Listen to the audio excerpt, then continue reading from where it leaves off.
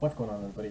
Welcome back to Cali's Philosophy. Now, today I want to begin with a quote by the famous Immanuel Kant from Germany.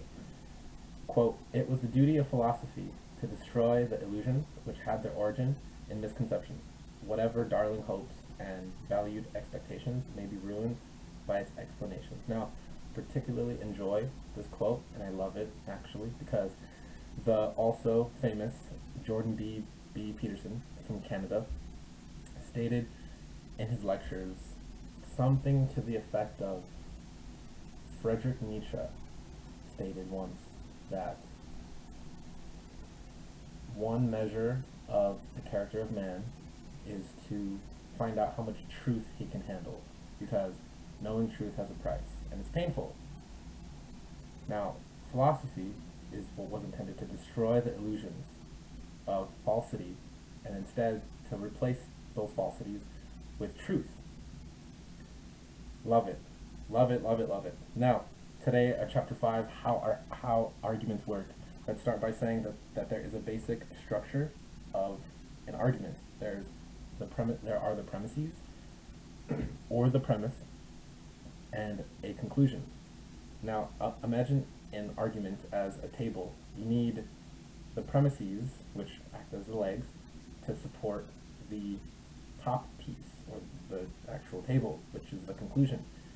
Supporting the conclusion, or establishing its truth, or making it more probable, is the aim of arguments, and the premises are statements brought to support the conclusion. Now, let's take this cliched argument. All men are mortal. First premise. Socrates is a man. Second premise. Therefore, Socrates is mortal. That's the conclusion. So, based on this line of reasoning, all men are mortal. Okay? That's true. Socrates is a man. Okay, that's very true. Therefore, Socrates is mortal. Okay, that by consequence must be true. Now, in the two types of arguments where we are going to discuss in a few minutes, because the two premises are true, the conclusion must be true by necessary consequence. That's just how this type of argument works. It's actually called a deductive argument. Now, there are two requirements that must be satisfied in any good argument. The premises must be true and they must support the conclusion. So, in any good argument, the premises must be true and they must support the conclusion. So don't forget that. So, let me give you an example that I actually created. First premise. Abraham Lincoln wrote the Emancipation Proclamation, the purpose of which was to abolish slavery. Okay, that's true. I read the beginning of the Emancipation Proclamation, and it seems as though it's like I'm 98% sure that he wrote it in order to free the slaves. It's even emancipation. What does it mean to emancipate? To free, right? Okay, the next premise is the North, meaning Massachusetts, Connecticut, like Rhode Island, the North, right?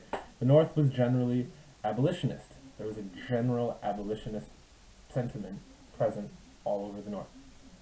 Okay, therefore, the Civil War was an attempt by the North to abolish slavery. Now, let's go through this. Abraham Lincoln wrote Emancipation Proclamation, the purpose of which was to abolish slavery. That is true. Okay, the North was generally abolitionist. Okay, generally speaking, that's true.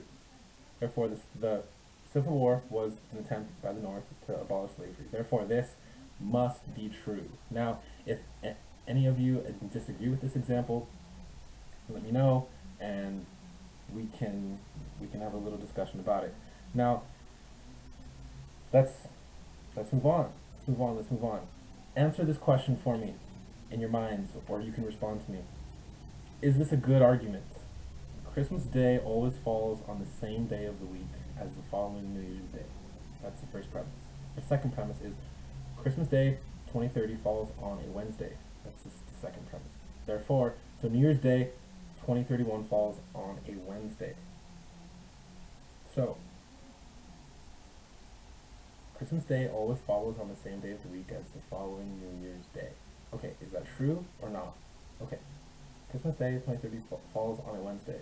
Okay, is that true or not? Well, we don't really know. So it reads here, you can tell that the premises support the conclusion, even if you don't know whether the premises are true or not. In this case, they are actually true.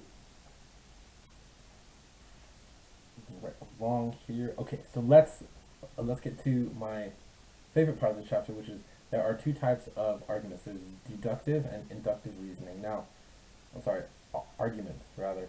Now, a deductive argument, which is the first one, a deductive argument structured correctly, which is called a valid deductive argument, is one in which if the premises are true, then the conclusion has to be true. In other words, it's impossible that the premises were true, but the conclusion false. Now, this is a absolute or not absolute type of argument. Now, let's take this example. The countries on the Iberian Peninsula are Spain and Portugal. Spain grows olives, Portugal grows olives, therefore all the countries on the Iberian Peninsula grow olives. Okay, here's one that is invalid. This is an invalid deductive argument. All the students in my logic class own the logic book. Sean owns the logic book. Therefore, Sean is a student in my logic class. Now let's take a look at this. All the students in his logic class own the logic book. So imagine you're in a class, you're in his logic class, and you own the book. Okay, Sean owns the logic book. Okay, maybe Sean is in the class or not in the class. We don't know. There's not enough information to give us a solid idea of who Sean even is. Therefore, Sean is a student in my logic class. No, Sean doesn't necessarily need to be in the logic class in order to own a logic book. I rewrote this to make it a true, or rather a valid deductive argument. All the students in my logic class own the logic book. Ben is in my logic class. Therefore, Ben is a student in my logic class. Wait.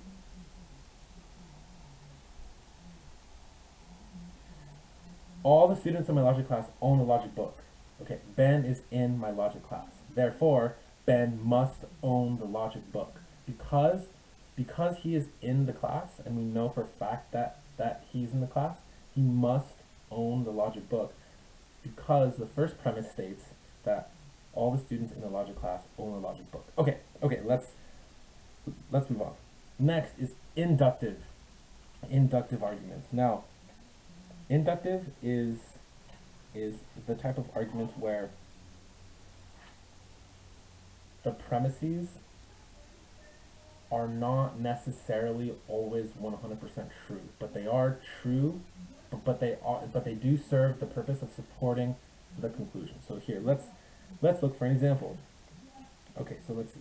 A good inductive argument has only true premises and is strong enough. That is, the truth of the premises would make the conclusion acceptably likely. Now,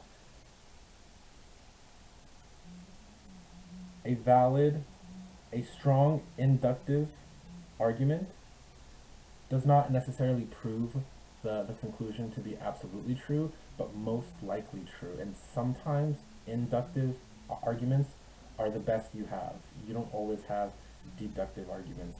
Now, I want to say here that logicians, beginning with Aristotle, have been working toward general theories about what makes conclusions follow from premises, for valid deductive and strong inductive arguments.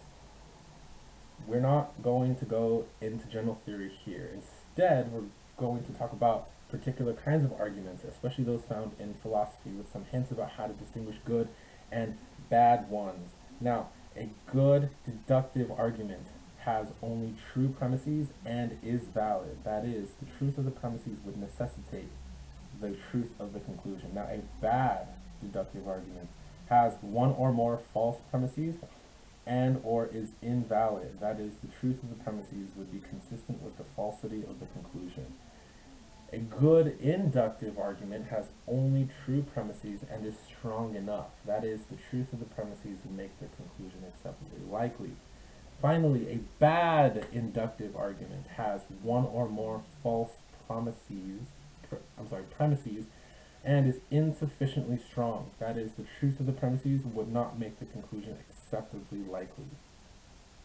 Now, I know that was a lot. If you want to look up on Google, look up online, inductive, deductive reasoning. I did my best to explain this within the 10-minute time period. Guys, if you enjoyed it, if you have any questions, comments, or concerns, or if you have any comments for improvement, or comments that, or ways in which I can improve, please let me know. Again, I want to provide as much value as possible. Guys, be sure to like and subscribe and follow, and I hope you all have a great day, and I hope you enjoyed. Thank you.